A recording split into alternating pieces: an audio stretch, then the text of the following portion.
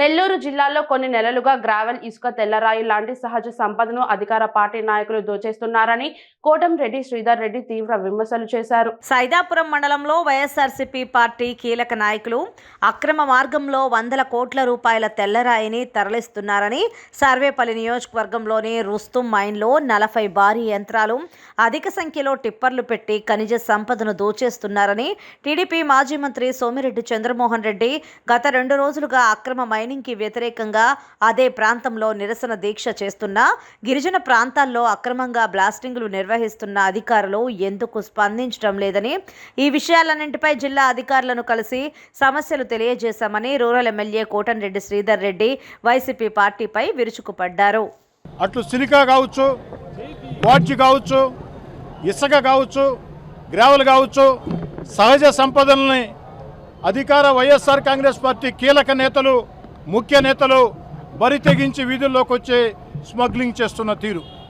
సైదాపురంలో, అటు గూడూరు ప్రాంతంలో క్వార్ట్జ్ ప్రభుత్వ స్థలాల్లో సైతం ఎలాంటి పర్మిషన్ లేకుండా అక్రమంగా క్వార్ట్జ్ తరలించే తీరు.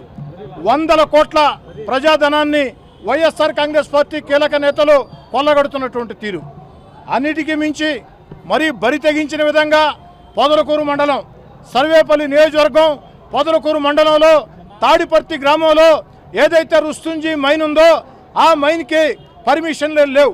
ఆ మైన్ ఓనరు పర్మిషన్లు కావాలని లెటర్ పెట్టుకుంటే పర్మిషన్లు ఇవ్వకపోగా ఆ యొక్క మైన్ ఓనర్ని తోసివేసి వైఎస్ఆర్ కాంగ్రెస్ పార్టీ కీలక నేతలు దాదాపు 40 మిషన్లు కావచ్చు, ట్రిప్పర్లు కావచ్చు అన్నీ కూడా పెట్టి అక్రమంగా 100 కోట్ల క్వార్ట్జ్ కొల్లగొడుతూ ఉన్నారు. దీని మీద సోమిరెడ్డి చంద్రమోహన్ రెడ్డి గారు 2 రోజులుగా అక్కడే ఉన్నారు.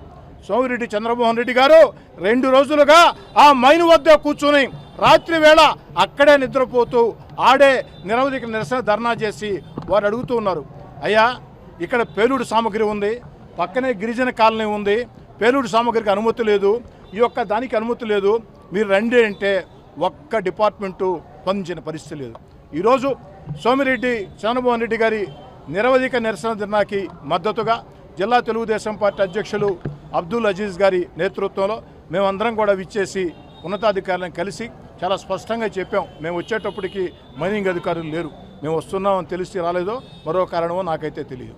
కానీ జేసీ గారు, మైనింగ్ డీడీ గారు వచ్చిన దాకా ఇక్కడి నుంచి మేము కదలమంటే ఎట్టగలిగి డీడీ గారిని పిలిపించారు.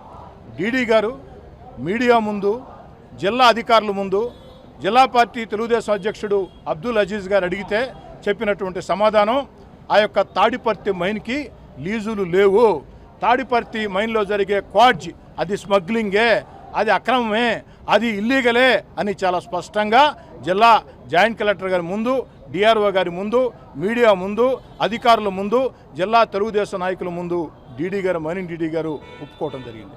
ఎంతకంటే